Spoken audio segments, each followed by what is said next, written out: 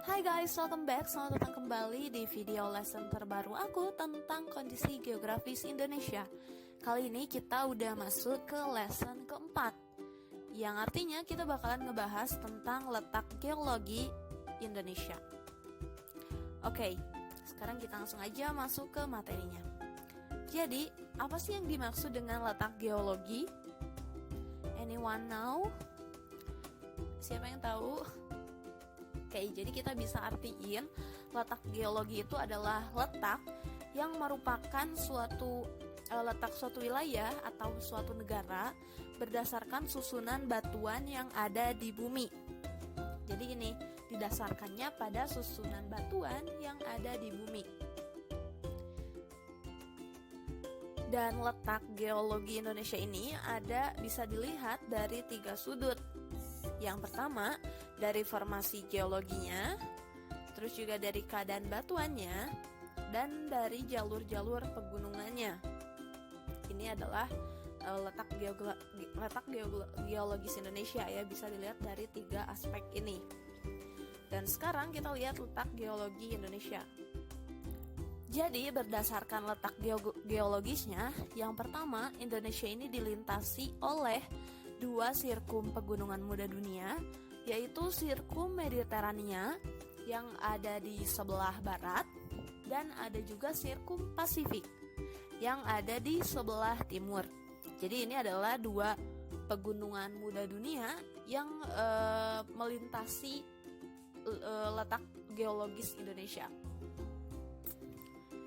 Kemudian selain dilintasi oleh 2 pegunungan muda dunia, Indonesia juga terletak di antara 3 lempeng utama dunia, yaitu lempeng Australia, lempeng Eurasia, dan lempeng Pasifik.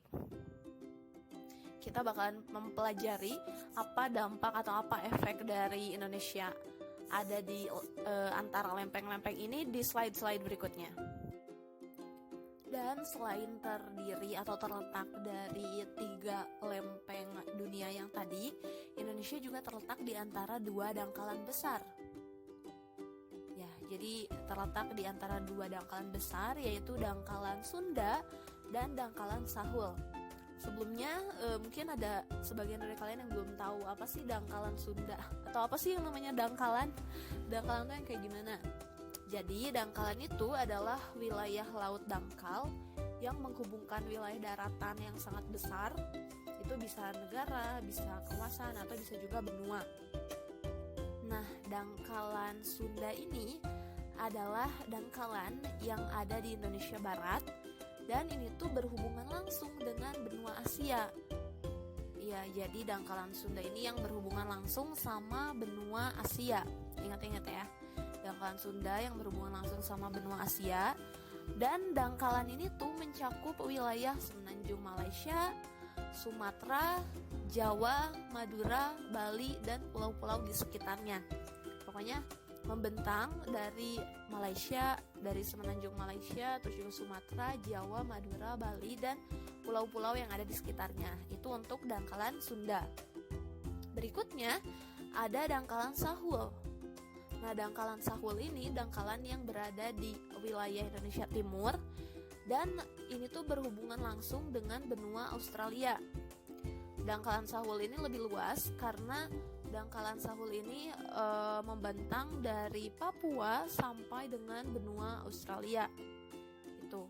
Jadi ini 2 dangkalan yang ada di Indonesia.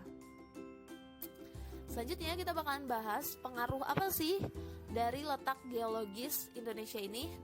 Oke, kita bahas satu-satu. Pengaruh pertama itu adalah terdapat banyaknya gunung berapi yang menyuburkan tanah.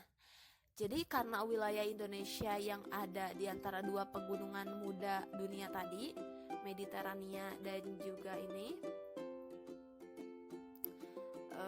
Sirkum Pasifik, makanya itu tuh membentuk Indonesia jadi negara dengan banyak pegunungan dan gunung-gunung berapi. Makanya karena adanya gunung berapi itu, wilayah Indonesia kesuburannya jadi tinggi karena banyak gunung berapi. Tapi selain dampak positifnya, Dengan banyaknya gunung berapi juga ini bisa membuat Indonesia rentan terhadap bencana seperti gunung meletus nih ya. Itu kan karena banyak gunung-gunung berapi. Dan yang selanjutnya, pengaruh dari letak geologis Indonesia yang selanjutnya adalah terdapat banyak bukit tersier yang kaya akan bahan tambang. Jadi bukit tersier ini terbentuk akibat rangkaian sirkum Pasifik dan sirkum Mediterania. Dan itu menyebabkan terbentuklah si bukit tersier ini, dan bukit tersier ini menghasilkan banyak barang tambang kayak minyak bumi, bauksit, dan bahan-bahan atau barang tambang lainnya. Selain itu juga karena Indonesia ini ada di lempeng 3 dunia, 3 lempeng besar dunia, Indonesia ini jadi rentan terhadap gempa bumi.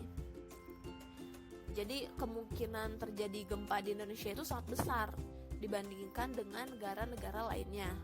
Dan bahkan sebagian wilayah Indonesia ini sangat rawan gempa, kecuali mungkin daerah-daerah yang ada di Kalimantan, Pulau Kalimantan, karena itu nggak terlalu dekat atau nggak ada di 3 lempeng itu gitu. Tapi wilayah lain di Indonesia itu rawan gempa karena emang terletak di antara 3 lempeng dunia tadi gitu. Dan selain itu karena Indonesia ini ada di antara dangkalan Sahul dan dangkalan Sunda, makanya Indonesia itu memiliki keanekaragaman hayati, baik itu flora maupun faunanya. Dan selain itu bakalan ada juga kesamaan flora fauna di wilayah Asia dengan wilayah Australia, karena emang dihubungkan gitu. Ada kalau kita bikin garis nih ya kayak gini, ini garis. Nah di sebelah sini tuh misalkan Australia, dan di sebelah sini tuh Asia. Nah jadi karena ada dangkalan yang tadi, si wilayah yang di Australia dan di wilayah Asia ini bisa ada yang sama si flora dan faunanya gitu. Itu yang menyebabkan keanekaragaman hayati di Indonesia. Dan dataran Sahul atau dataran Indonesia Timur juga memiliki jenis batuan yang sama dengan batuan yang ada di Australia gitu. Jadi selain flora faunanya, batuannya pun ada yang sama, ada yang identik dari benua Asia dengan benua Australia kayak gitu. Dan di antara benua Australia dan benua Asia yang di sini itu ada garis tengah, ceritanya di tengah ya. Nah di tengah itu adalah daerah Wallace. Wallace itu adalah daerah peralihan. Jadi di sini banyak hewan-hewan endemik. Kalau kita pelajarin ya di geografi, banyak daerah sini tuh hewan-hewan endemik yang jadi perpaduan ciri khas dari daerah sini dan daerah sini gitu. Ada di sini. Itu namanya daerah peralihan. Oke.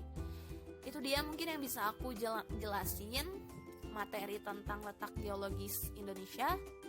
Semoga materinya bisa kalian pahami dan bisa kalian mengerti. Sampai jumpa di lesson berikutnya tentang letak geomorfologis Indonesia dan juga letak maritim Indonesia. See you next time and goodbye.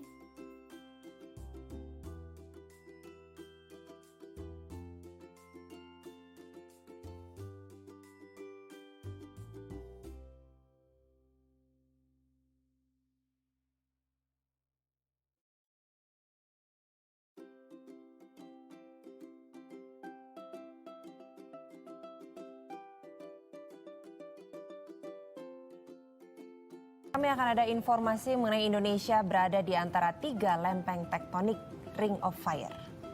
Berikut liputannya.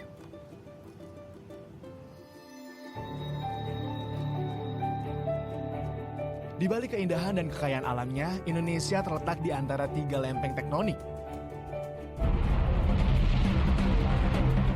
yaitu lempeng Eurasia, Pasifik, dan Indo-Australia.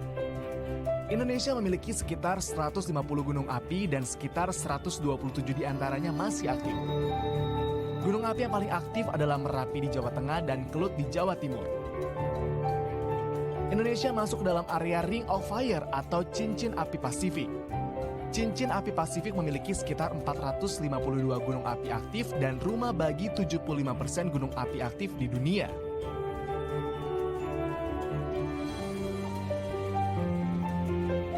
Berada mengelilingi cekungan Samudra Pasifik, daerah ini berbentuk seperti tapak kuda sepanjang 40.000 km.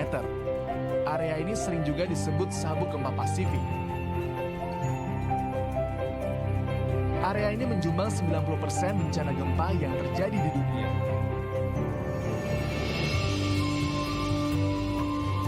Ring of Fire di Indonesia merupakan rangkaian lempeng atau patahan besar. Posisinya mengepung perairan Indonesia mulai dari Laut Andaman, menjalar dari atas pesisir Sumatera hingga timur, berada di sepanjang daratan pantai barat Sumatera, berakhir di Selat Sunda. Lempengan ini tersambung dengan rangkaian puluhan gunung berapi aktif di Jawa, Bali, Lombok, Sumbawa, Flores, hingga Pulau Alor.